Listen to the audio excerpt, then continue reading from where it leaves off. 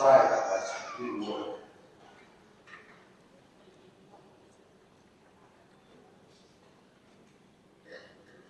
Monica, to me,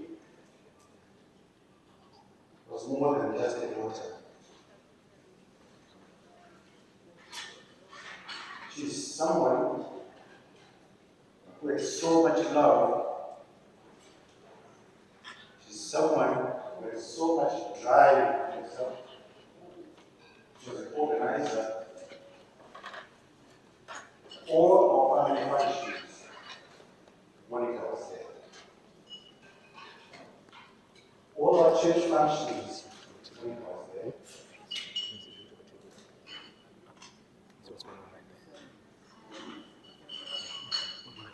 It's difficult to come to terms with the fact that she's no more. I've known Monica from the time they were babies. They were children full of love.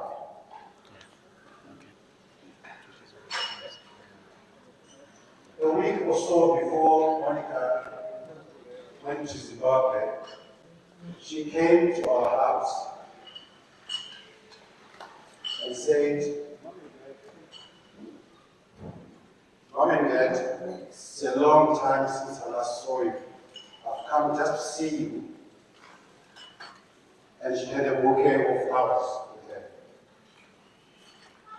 Little did we know that that was a way of saying farewell. That's the picture I have of Monica right now. Tsitsi was a special character, but to me,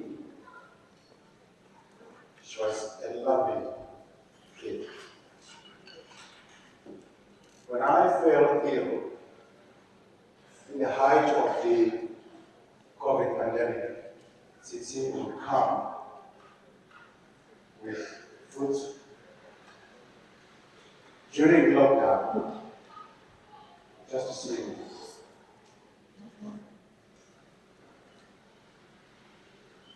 And I can still visualize Tsitsi the last time that she came with some fruits here.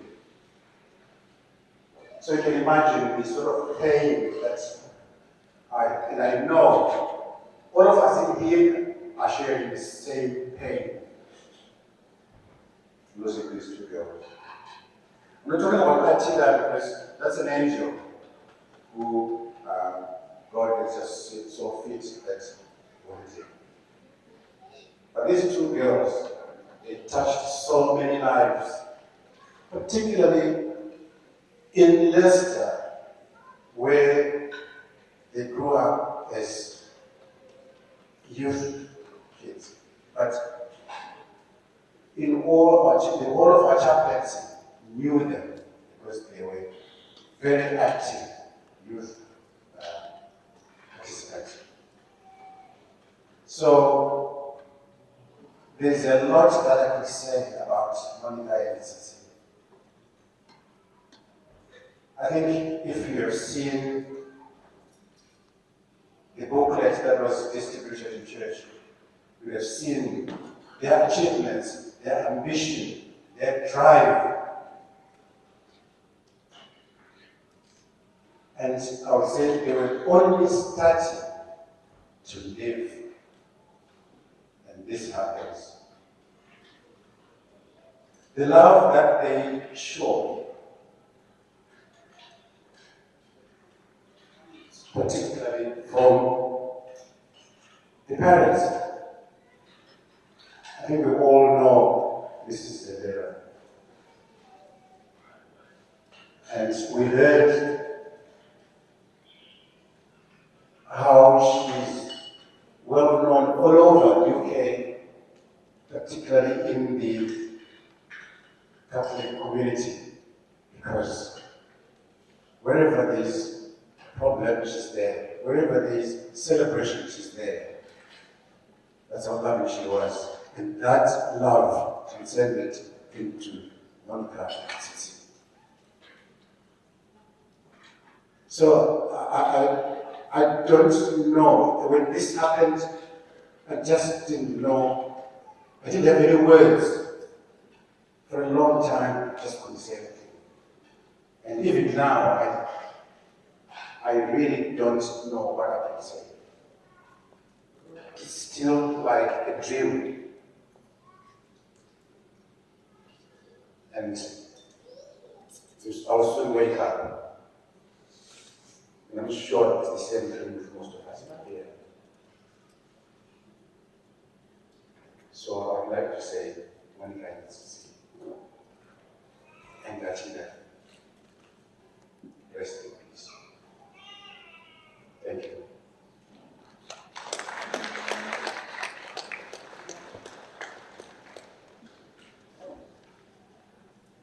Mr. Madimu mentioned the drive, the determination. Monica went to arguably one of the best dental universities in the United Kingdom. And in her cohort, only 5 graduated. She was one of the 5. Not only that, before she turned 35, many of us are perhaps positive of that age, above that age. Before she turned 35, she was already a clinical leadership fellow. What that means is that she was among a select few of people that are approached to try and lead or offer new leadership systems that go and research new ways of doing things locally, regionally, nationally, internationally. It is on these clinical fellows that the medical world relies upon. Monica, before she was 35, was a clinical leadership fellow. I could go on. She had a friend who became a sister. Many of us perhaps spoke with her not knowing who she was. Many of us perhaps have seen her floating around. Maybe many of us would love to hear this from this friend. This friend who, when she heard the news that her best friend and sister had passed away, left what she was doing and flew out to Zimbabwe. Set foot on the exact spot and flew back. Began to organize the best send-off she could for her friend. I'll say no more. I'll ask the friend to speak on her own behalf. Can I invite Frida to please give us a few questions?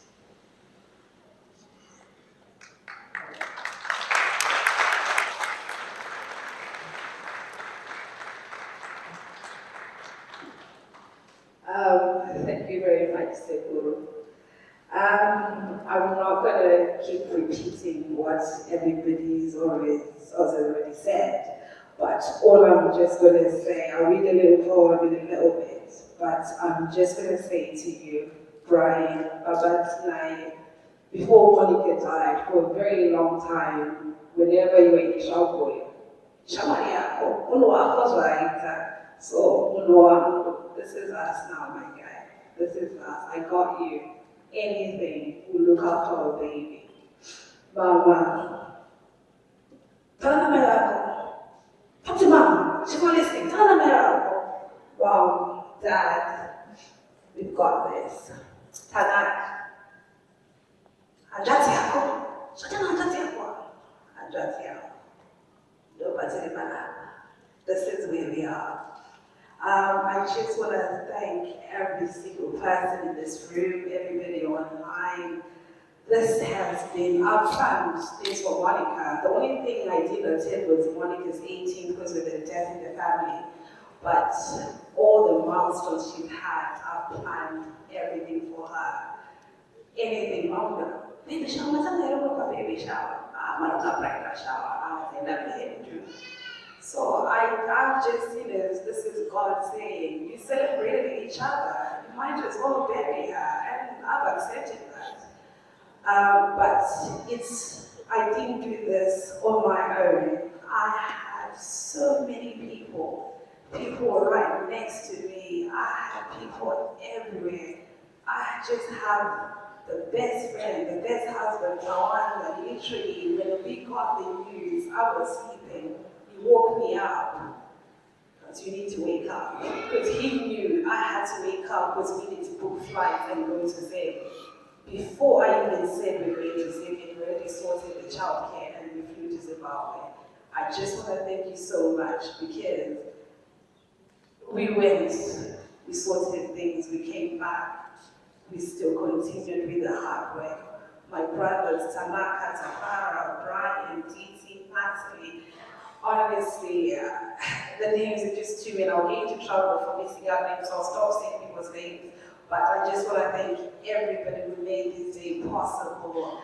So, I remember I was on the Zoom, I was talking to you at 4 in the morning. So, we need to get a caterer, we need to get this sorted. Like, the caterer, we gave him 4 different dates. Chris, he had 4 different dates. He said, yes, I can do any of the days. Now I said, so we gave 3 different dates. And said, any day you want, it's fine. Like, what more would you want? What more would you want? But I just want to say to my sisters, Monica, Sisi, to my Msukuro auntie, we love you so much. I hope wherever you are, you're looking down, you're smiling down on us. I'll just read something that I just think just fits today. Since the loss of you, I've learned to live for each day and take it as a blessing, knowing it may not always be this way.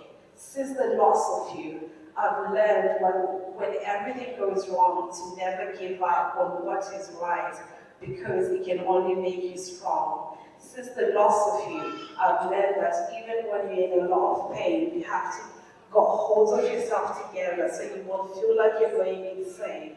Since the loss of you, I've learned how to hold the tears when I want to cry because all I have is memories and just want to ask God why. But mostly, since the loss of you, I've learned that life can be taken in a blink of an eye and only heaven knows, really knows when the person will have to say goodbye. So, goodbye, Sisi, goodbye, Moni, goodbye, Atina. Thank you very much.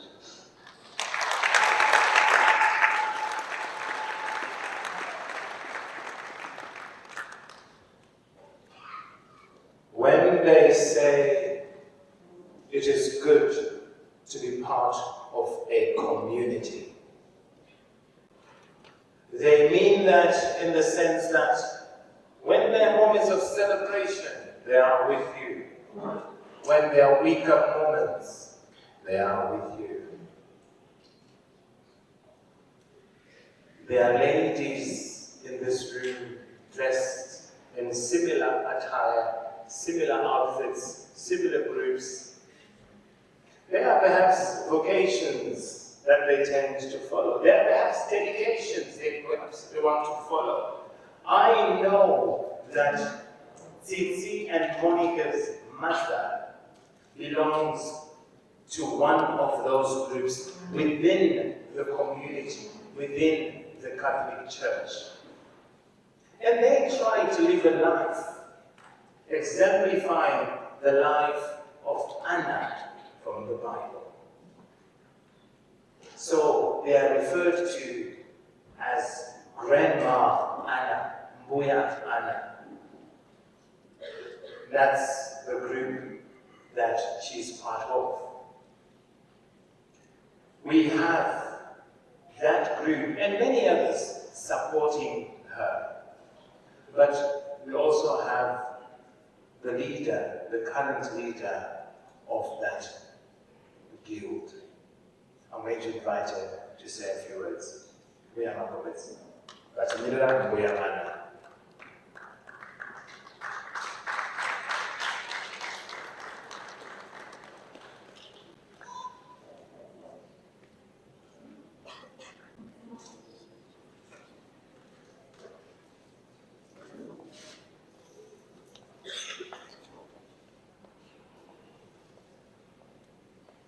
Hello to everyone.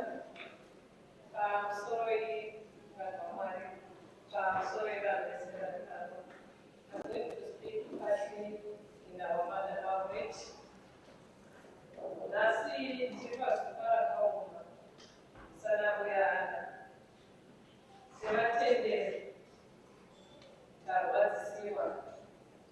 As a guild, St. Guild, we work as a family, support each other. As you see, my Zendera and her young sister, they are part of us. Just let my Gumbo and my Zendera, they are very, very active members within our group. We support each other all the time as girls. Sakanasi, Isba, Dr. Chukutenda Mese, Mawia, Sakuta, Nana, we are Nana, we say in England, in Wales.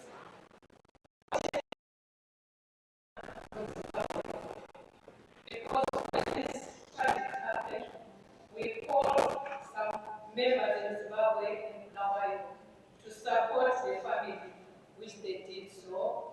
Tinoranga chitenda kuti ngashande pamwe chete. Ndichakusira one verse yemuna John. John, Papa Jesus.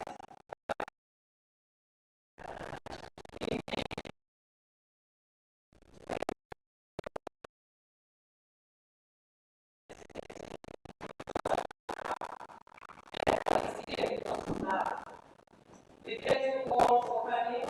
We thank you all for supporting each other. Thank you.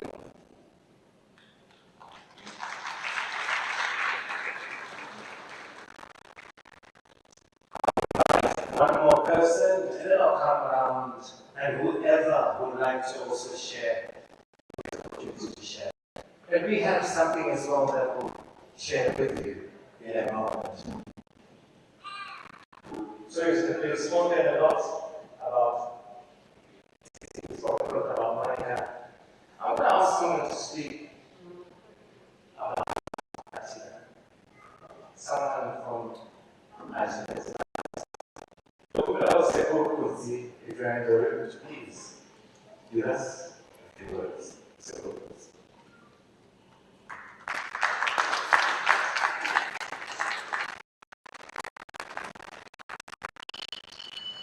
Thank you very much.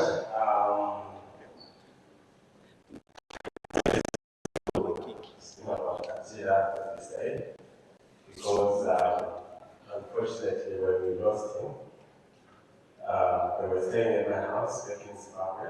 They had just visited. And I can tell you, he was such a loved guy. Everybody in the country loved him, all the relatives, they were actually quite shocked. He was a brilliant young guy, and everybody couldn't stop saying this guy has got a very bright future. It's very unfortunate, we didn't know that the future was quite short-lived. But with the little time that we had with him, I can say he brought so much joy into the family.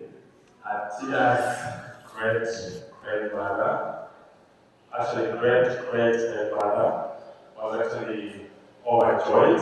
She wasn't feeling too well when he came about, but I can tell you she actually changed after she met her great-grandson. He actually brought so much happiness to everyone. The little time that we had with Atila was actually quite good for everybody.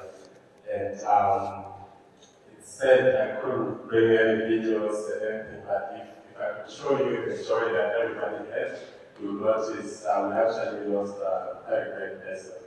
And thank you very much for the guys that supported us. One is with them.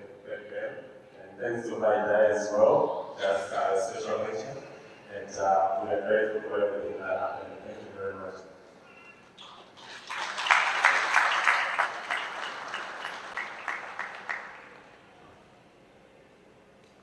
He was in Zimbabwe. I remember saying to his father, Tanaka, I want to see your baby. They said, yes, don't worry. You'll get to meet him soon. I was in Zimbabwe too. I was with Atida on his last Saturday. I held him in my hands for the first time. I saw him for the first time. He was not a problem child. I took him out of the car into my hands. We stood in the beautiful sun in Zimbabwe. He just chuckled like that instantly. 5 days later, he was no more. He has touched many people's lives, including my own. Is there anyone who would love to share perhaps a brief memory, or perhaps give a message or two to the family? You may just show me, I'll come to where you are. You can just stand from where you are and go ahead and do that.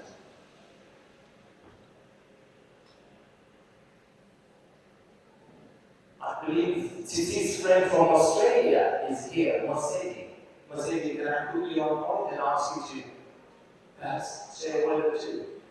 Mosedi, yes please, if that's okay. Would you mind coming into the middle to allow the microphone to catch you? Hello everyone. The Zendera family and the Zimbabwe family have known each other for many years, I believe about 30 plus years. And my Zendera was actually my sister's primary school teacher, so we have a very long history. And I did not notice at the time our families were friends until after my Zendera's 40th birthday party. I went over to their house and I met Sisi for the very first time. I had already heard a lot about Sisi, Tanaka, Monica, knew them one. And the moment I met Sisi, we became best friends from that very first day. And she will still be my best friend for the rest of my life. We were best friends for 20 plus years. We spoke every single day, and I mean every single day, despite, sorry to interrupt, when I say every single day, I mean during lockdown, they would speak for 8 hours, including 9-hour time difference. So it's like we would be working whilst it is in bed, and then they'll do shifts, and each time all of us were blown away. All I kept saying is, what do you guys talk about? And lucky enough, Sisi's parents gifted her a trip to Australia for her 21st birthday. And when Sisi came to our house, it was like time hadn't passed. They were inseparable. And when I say I'm blessed to see such a friendship that I never knew existed to that extent, it blows my mind. And I keep saying to my sister, you are blessed to have experienced a friendship of pureness, pure joy. And what worries me is that I always thought my sister will be fine with any journey she goes through because she has it. And it is the other way around for them. So when Monica and I saw each other at the beginning, we all had the same question, what do they talk about? And then being best friends, and when I say to have a friendship like that is so rare, and it's a testament to her parents, to how they praised her. And Tsitsi, I don't know if I did her any justice by telling you what pure brilliance that she was. She was bold, she was fun, she was daring, she was spontaneous, and she had chaotic adventures that were filled with strength and resilience that I don't think she could renew herself. She is the brightest light that I've ever seen, and I think today has given us peace to see the true angel that she is. And I just want to say, for the past 3 weeks, I've been on Google, I've gone through the Bible, I've gone through TED Talks to find the words of comfort, and I still come back to all I can say to you guys, to everybody, especially the families. I am here, we are here for you, and I urge everyone in this room to stand in front, beside, and behind the Zendera family, to lift them up in prayer, no matter what religion you are, whether it's good thought, good energy, to think of them each time you say a prayer, each time you have a good thought. Please lift them up in prayer during this time, because it is the toughest time that any of us have been through, and I can't imagine for you guys. To find out the news, we've all lost family members. When we heard this news, we were in pain, physical pain. Our parents were in Zim, and we were in Australia. So when they rang us, there was obviously confusion. And for the first time in my 32 years, I've lost family members, friends whilst being away in Australia, especially COVID, not being able to go anywhere. I've never experienced physical pain from utter heartbreak.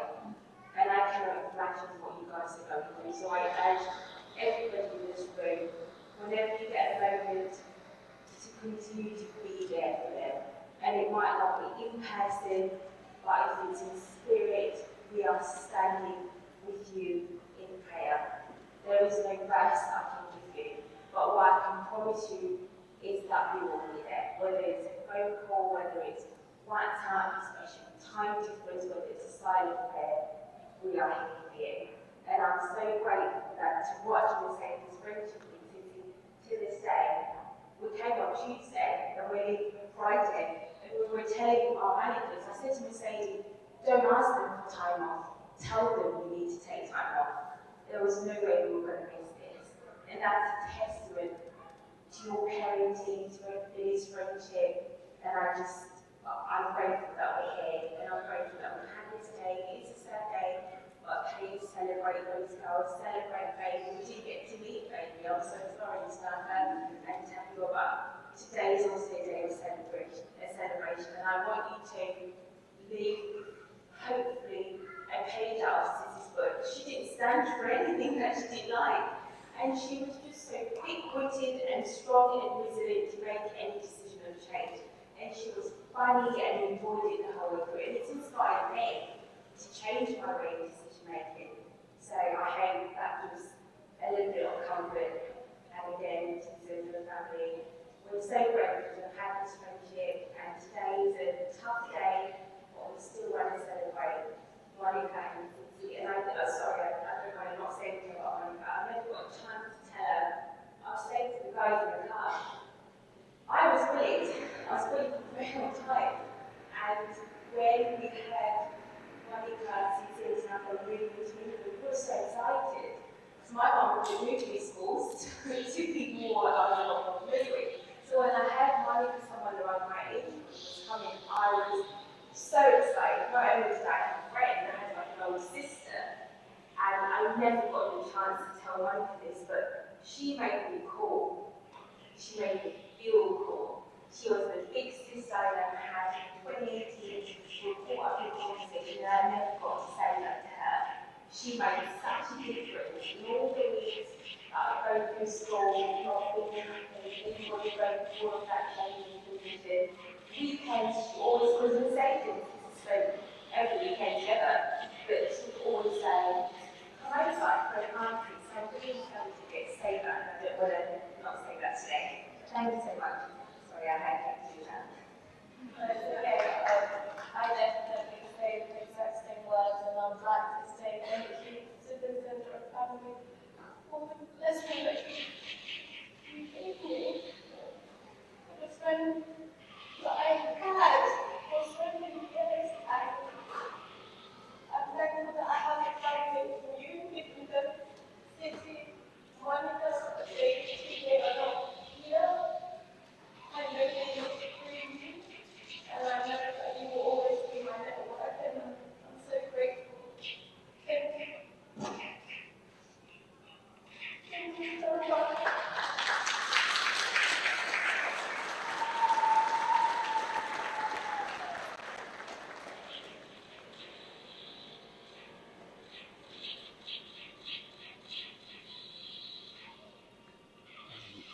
testimony to Tsitsi's boldness. Tsitsi was asked 6 months ago by her employers to talk about Black History Month. And she went straight up. And she just went and said all kinds of stuff that Tsitsi would say, knowing this was going to be published everywhere. She made comments like, employers have a social and corporate responsibility to reduce prejudices. Equality is not always apparent, and employers need to be accountable. And this is being sent to her bosses and the world audience. She went on, it feels empowering to be given the chance to make a difference in an already challenging and challenged sector. And I encourage everyone, anyone who might want to seek a similar role to go for it. Black History Month is important. It can eradicate the prejudices and the misconceptions of Africa not being recognized, or at least not being advanced, or somehow stuck in the dark ages. Exclamation mark. That's Tsitsi for you right there. Saying this to her employers. Fearless, full of wit, full of love. Would anyone in the room want to say a word or two? You may raise your hand, I will come to you if you wish. I will excuse you come in front. I can assure you, she and others will keep it short.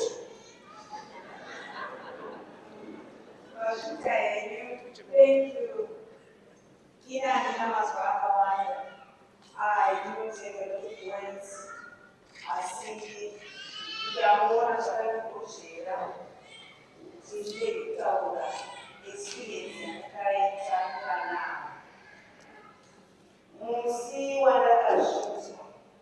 So we continue live from the Meha Center in West.